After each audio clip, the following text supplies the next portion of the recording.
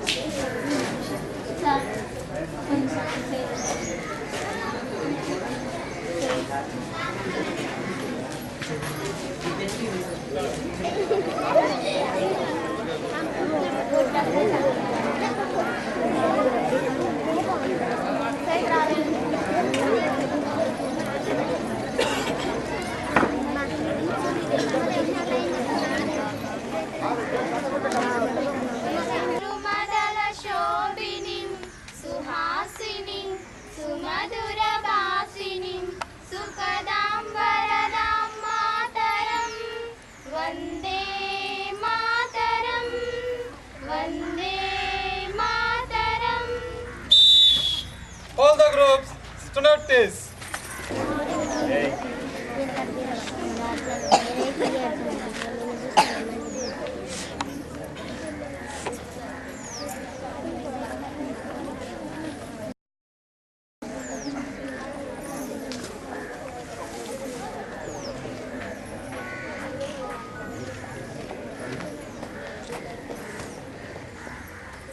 All the class groups, attention.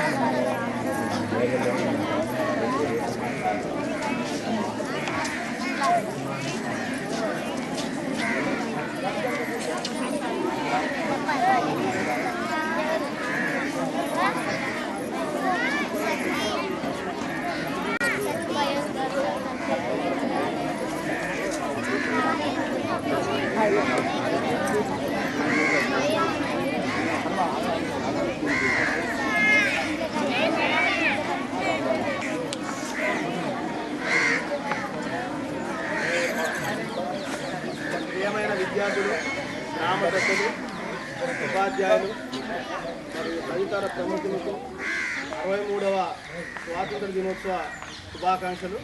నేటి సమావేశం ప్రారంభిస్తున్నాం కాబట్టి అందరూ నిశ్శబ్దంగా ఉండి, పెద్దలు కూడా అంతా ఈ ప్రోగ్రాం అయిపోయిన వరకు కూడా ఉండి మరి ప్రోగ్రామ్ని వీక్షించవలసిందిగా మనస్ఫూర్తిగా కోరుతున్నాం. ఎందుకంటే మరి ట్రస్ట్ వాళ్ళు వచ్చి అమౌంట్ పంపిణీ చేస్తున్నారు. అట్లాగే మరి కొత్తగా ఇంకొక సంస్థ కూడా మనకు పిల్లలకు కొంత చేయుతని వాళ్ళని ఆలోచన ఉంది కాబట్టి వారు కూడా వచ్చి ఉన్నారు. ఈ మొత్తం ప్రోగ్రాం ముఖ్యంగా మేము కోరుకునేది అంటే పిల్లల తల్లిదండ్రుల యొక్క పార్టిసిపేషన్ చాలా తక్కువగా ఉంటుంది. ఒక మాటలో చెప్పాలంటే మా పిల్లల తల్లిదండ్రులు బహుశా అందులో ఒక 5-6 కూడా లేదు. అంటే మా చదివే పిల్లల తల్లిదండ్రులు ఇంటి దగ్గర ఉంటారు, ఇక్కడ చదవని అంటే వేరే ఏదైనా కావచ్చు కానీ వాళ్ళు వచ్చి మాత్రం ప్రోగ్రామ్ చేస్తారు. కాబట్టి ఇదంతా కొంత బాధగా అనిపించినా సరే మీరు వచ్చిన వాళ్ళైనా సరే ఉండి ఈ కార్యక్రమాన్ని మొత్తాన్ని దిగ్విజయం చేయవలసిన కోరుతూ నేటి సమావేశానికి పాఠశాల ప్రధానోపాధ్యాయులు శ్రీ నరసింహనాయక్ గారిని వేదిక మీదకి రావాల్సిందిగా ఆహ్వానిస్తున్నాం. అలాగే గ్రామ పంచాయతీ ప్రథమ పౌరాలు సర్పంచ్ శ్రీమతి సుధారాణి గారిని కూడా వేదిక మీద అట్లాగే మన గ్రామ పంచాయతీ ఎంపీటీసీ నంబర్ శ్రీమతి ఎడవెల్లి కృష్ణ గారిని కూడా వేదిక మీద రావాల్సిందిగా. అట్లాగే మన ప్రాథమిక పాఠశాల ప్రధానోపాధ్యాయులైనటువంటి శ్రీమతి ఎం ప్రమీల గారిని కూడా వేదిక మీద సాధారణంగా రావాలి. గ్రామ పెద్దలు మరి పాఠశాల ఎప్పుడు ఎల్లవేళలా అందుబాటులో ఉంటూ తమ సహాయ సహకారాలు పూర్తిగా అందిస్తున్నటువంటి గ్రామ పెద్ద అయినటువంటి అట్లాగే అరబండి రామచంద్రయ్య కనకదుర్గ ట్రస్ట్ కన్వీనర్ అయినటువంటి లచ్చయ్య గారిని కూడా వేదిక మీదకి బాబు ఇక్కడ అంటే సారు సాఫ్ట్వేర్ ఇంజనీర్ అట, అలా బాబు కూడా మనం వచ్చి ఇక్కడికి రావడం జరిగింది.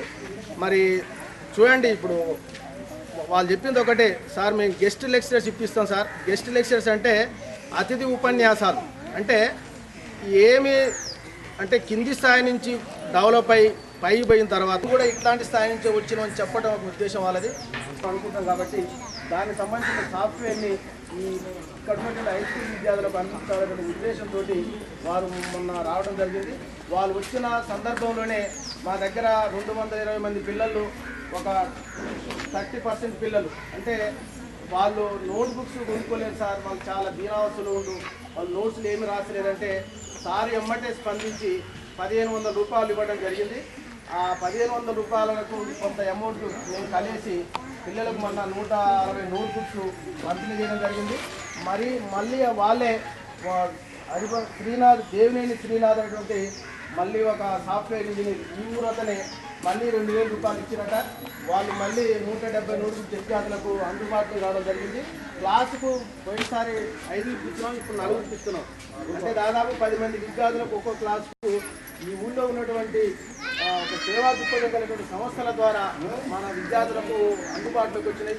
మనందరం వారికి మరొకసారి మనస్ఫూర్తిగా కృతజ్ఞత తెలియజేస్తున్నాం. దాన్ని మీరు ఈ సంపద ద్వారా తెలియజేస్తారు.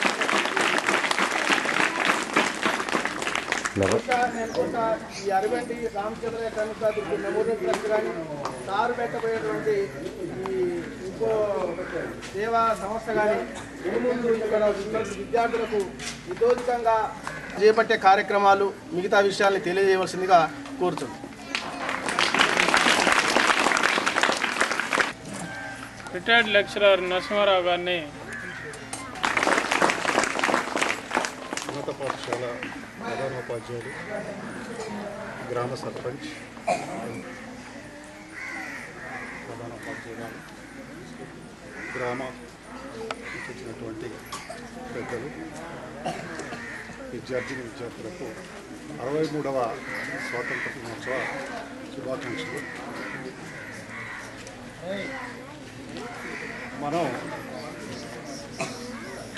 ఎన్నో కష్ట నష్టాల కోర్చి మన పెద్దలు తీసుకొచ్చినటువంటి స్వాతంత్రాన్ని పొందిన చదివితే ఏమొస్తుందిలే, ఉద్యోగాలు వస్తాయా రావా అనేది గ్రామాల్లో బాగా డెవలప్ అయింది. అయితే ఈ దృక్పథాన్ని ఈ ప్రాంతంలో పనిచేసేటటువంటి ఉపాధ్యాయులు వీరికి ప్రేరణ ఇవ్వాలి. ఈ ఊళ్ళో నాకు తెలిసినంత వరకు ఒక గురువులు సార్ మాత్రమే ఆ విధమైనటువంటి ప్రేరణ ఇవ్వటం జరిగింది.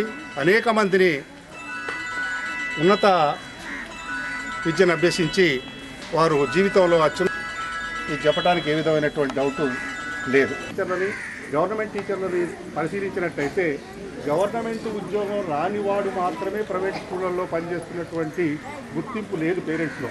ఎంతసేపు ప్రైవేట్ స్కూల్లో పంపినట్టయితే మన బాధ్యత తప్పుతుంది, మనం చదివించేది పోద్ది, వాడే చదివిస్తాడు, వాడే దెబ్బలు కొడతాడు, వాడే నిర్బంధ విద్య. కానీ నిర్బంధ విద్యలో ఎప్పుడూ ఉన్నత పదవులు రావు. ఏ సివిల్ సర్వెంట్ కూడా ఇంతవరకు ప్రైవేట్ స్కూల్లో చదివినటువంటి వాడు ఏ కలెక్టర్ కాలేదు, ఏ ఆర్డీఓ కాలేదు, ఒక్క ఎంఆర్ఓ కూడా కాలేదు.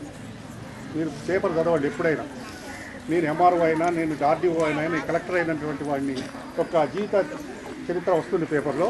అది చూసినట్టయితే మీకు నేను పలానా ప్రభుత్వ స్కూల్లో చదివాను,